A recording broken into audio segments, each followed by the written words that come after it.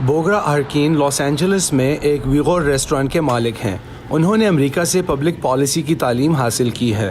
وہ چین کے شنجینگ صوبے سے تعلق رکھنے والے ویغور مسلمان ہیں۔ ان کے والد جو پیشے کے اعتبار سے ایک پبلشر ہیں، ان 10 لاکھ ویغور مسلمانوں میں شامل ہیں جنہیں تربیتی کیمپوں میں رکھا گیا ہے۔ امریکہ اور انسانی حقوق کی تنظیمیں چین کی جانب سے ویغور مسلمانوں اور ان کی ثقافت پر جبر کو نسل کشی قرار دیتی ہیں۔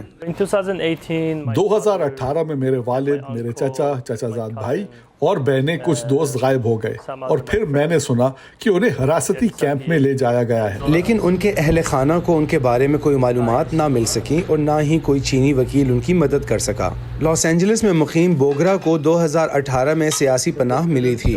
ان کی ویغور اہلیہ امریکہ میں تعلیم حاصل کرنے والی وکیل ہیں جو امریکی فضائیہ میں کام کرتی ہیں۔ اس جوڑے کو سال 2021 کے شروع میں ایک چینی بولنے والے کالر کی جانب سے 2 دھمکی آمیز فون کالز موصول ہوئی تھیں۔ وہ مجھے دھمکیاں دے رہی تھی، یہاں تک کہ اس نے میری 2 سالہ بیٹی کو بھی جان سے مارنے کی دھمکی دی۔ اس نے کہا کہ ہم تمہاری کڑی نگرانی کر رہے ہیں، ہم تمہیں مار دیں گے، تم مرنے والے ہو۔ انہیں اپنی زبان بند رکھنے کے لیے کہا گیا تھا، لیکن ان کا کہنا ہے کہ وہ ایسا نہیں کریں گے۔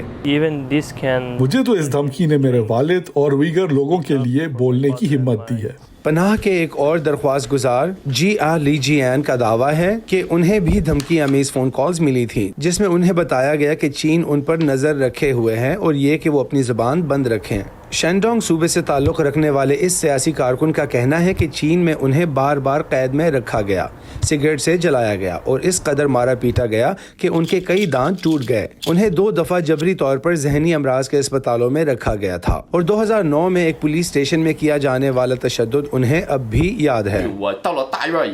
جب ہم ایک احاطے میں پہنچے تو انہوں نے میرا سر پانی کے ایک بڑے ٹینک میں ڈبو دیا۔ مجھے لگتا ہے کہ انہیں اس کی خاص تربیت دی گئی ہے کہ وہ آپ کو مرنے نہیں دیں لیکن آپ کو اچھا بھی محسوس نہیں ہونے دیں گے۔